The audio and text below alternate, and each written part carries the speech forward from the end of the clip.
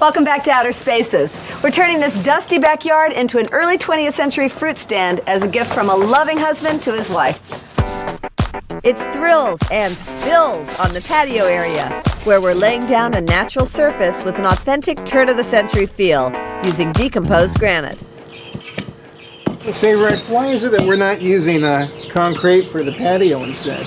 Well, man, I got to tell you, this is a lot easier and a lot quicker. I think it's going to enable us to do a lot more in the yard. We're just going to get this compacted down, we're going to wet it, and it's going to be just as hard as concrete. I think the overall look is going to go much better with the whole yard that we're doing here. It's going to be great.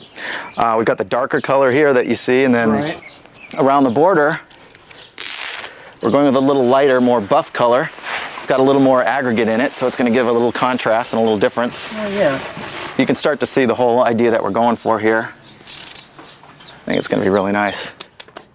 You have a contrast of color, and you have a different texture altogether, too. Exactly. Huh? That's really nice.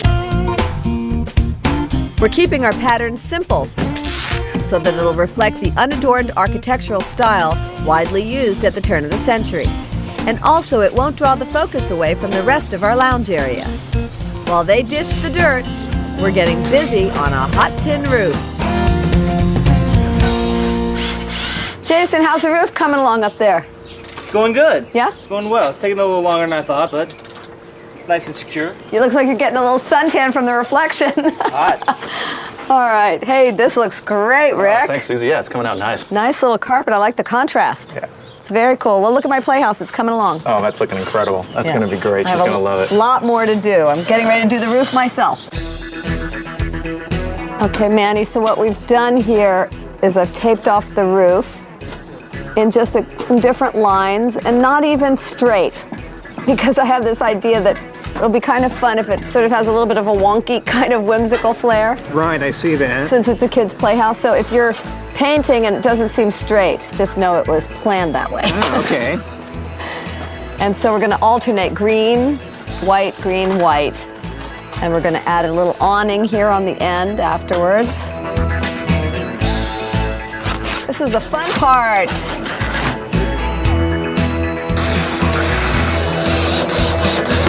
Perfect. How's that? Secure? Just right.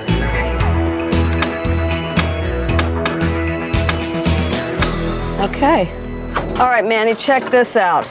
Evelyn's Market, the cutest sign we made for her. That's really cute. All right, so we're going to put it up here. Maybe one more back. Let's see. That's about right. That's centered, roughly.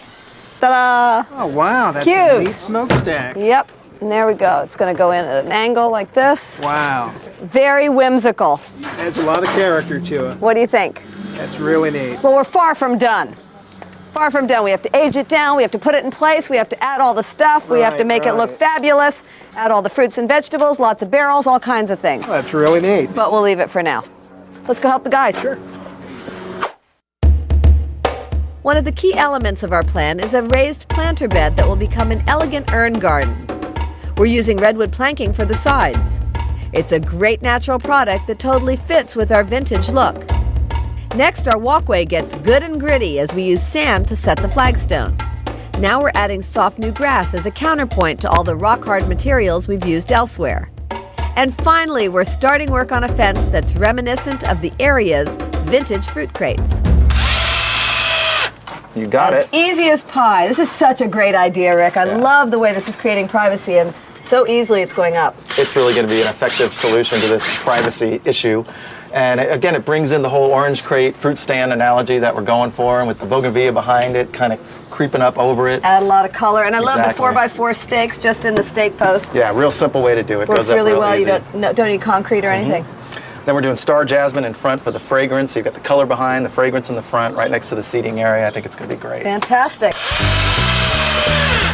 While we finish up the fence, the crew is busy finding the perfect home for our playhouse. We're planting a lemon tree in its tiny garden. And we've chosen a rustic picket fence to define this pint-sized play space.